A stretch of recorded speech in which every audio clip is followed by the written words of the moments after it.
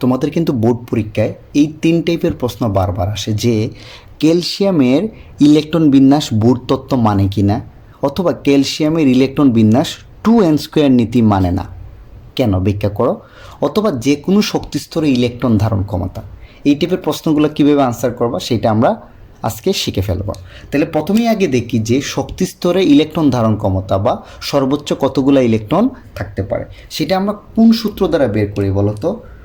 2n² সূত্র দ্বারা আমরা বের করতে পারি যে যে কোনো একটা শক্তিস্তরে কতগুলো ইলেকট্রন থাকতে পারে, তাই না। তাইলে প্রথম শক্তিস্তরের ক্ষেত্রে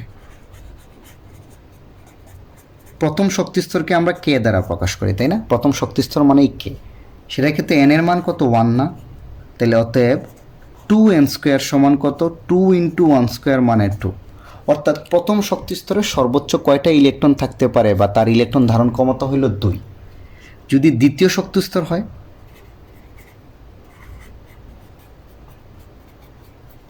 সেটাকে আমরা বলি এল শক্তিস্তর। হ্যাঁ, অনেক সময় বলতে পারে এল শক্তিস্তরে কতটা ইলেকট্রন থাকতে পারে, এল মানেই দ্বিতীয় শক্তিস্তর। তাহলে n = 2, তাহলে অতএব 2n² সমান কত হবে 2 × 2², তাহলে কয়টা হবে 8টা। তাহলে দ্বিতীয় শক্তিস্তরে সর্বোচ্চ কয়টা ইলেকট্রন থাকতে পারে 8টা। এখন আসো তৃতীয় শক্তিস্তরে,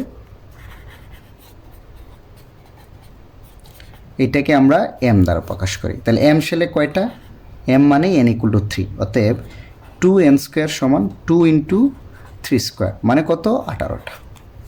যদি চতুর্থ শক্তিস্তরে হয়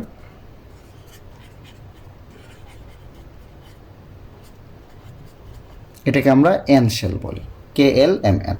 তাহলে এখানে n এর মান কত 4, অতএব 2n² সমান 2 × 4² সমান কত 32। অর্থাৎ প্রত্যেকটা শক্তিস্তরে দেখো, প্রথমে শক্তিস্তরে 2টা ইলেকট্রন সর্বোচ্চ থাকতে পারে, দ্বিতীয় শক্তিস্তরে সর্বোচ্চ 8টা, তৃতীয় শক্তিস্তরে সর্বোচ্চ 18টা, আর চতুর্থ শক্তিস্তরে সর্বোচ্চ কয়টা ইলেকট্রন থাকতে পারে 32টা ইলেকট্রন থাকতে পারে। একটু আমরা বুঝতে পারছি। এখন আসো, অর্থাৎ যে কোনো শক্তিস্তরে কয়টা ইলেকট্রন থাকতে পারে এখন তোমরা 2n² সূত্র দ্বারা বের করে ফেলতে পারবা।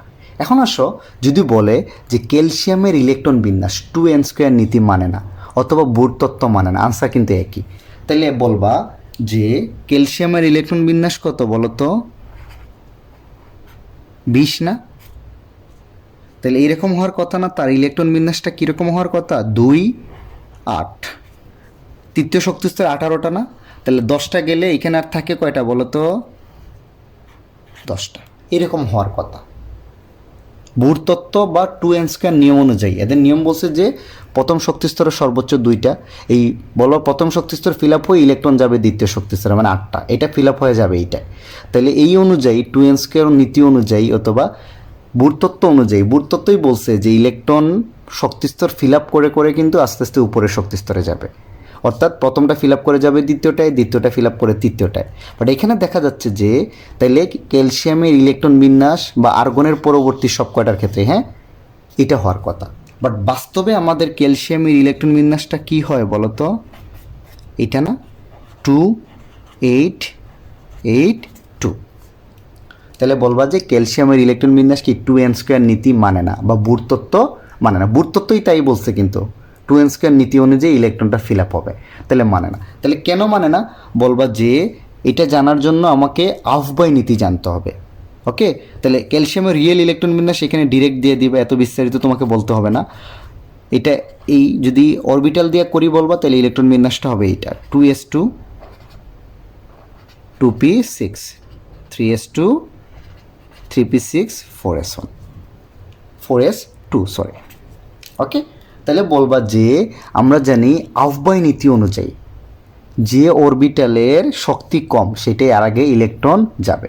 তাইলে এই আফবাই নীতির কারণে ইলেকট্রন 3D-তে প্রবেশ না করে কোথায় প্রবেশ করবে 4s-এ প্রবেশ করবে, কারণ 4s-এর শক্তিটা 3D এর চেয়ে কম।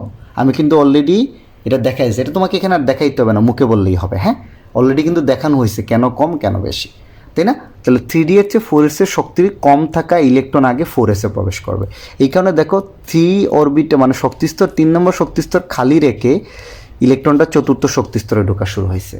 এই কারণে বলবা যে ক্যালসিয়ামের ইলেকট্রন বিন্যাস 2n² নীতি মানে না বা বুর তত্ত্ব মানে না। কীভাবে আনসার করো আবারও বলি, যে বলবা প্রথমে এইখান থেকে দিবা যে 2n² নীতি অনুযায়ী প্রথম শক্তিস্তরে 2টা, দ্বিতীয় শক্তিস্তরে 8টা, তৃতীয় শক্তিস্তরে 18টা, এটা থাকার কথা। যেহেতু ক্যালসিয়ামের 20টা ইলেকট্রন, তাহলে সে প্রথম শক্তিস্তরে 2টা, 8টা এবং তৃতীয় শক্তিস্তরে 10টা থাকার কথা, মানে এইটা হওয়ার কথা।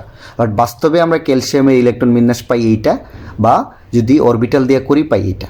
এটা কেন হয় তাইলে বলবা যে এটা হয় আহ্বায় নীতি অনুযায়ী ইলেকট্রন নিম্ন শক্তির অরবিটালে আগে প্রবেশ করে, তাই 4s এ আগে প্রবেশ করবে 3d এর চেয়ে, কারণ 4s হলো নিম্ন শক্তির অরবিটাল। ওকে, তারপরে তুমি বলবা এই কারণে যেহেতু আহ্বায় নীতি অনুযায়ী ক্যালসিয়াম ইলেকট্রন বিন্যাস হচ্ছে, তাই এটা 2n² নীতি বা বুরের তত্ত্ব মানে না। এভাবে আনসার করলেই হবে। ওকে, থ্যাংকস ফর ওয়াচিং।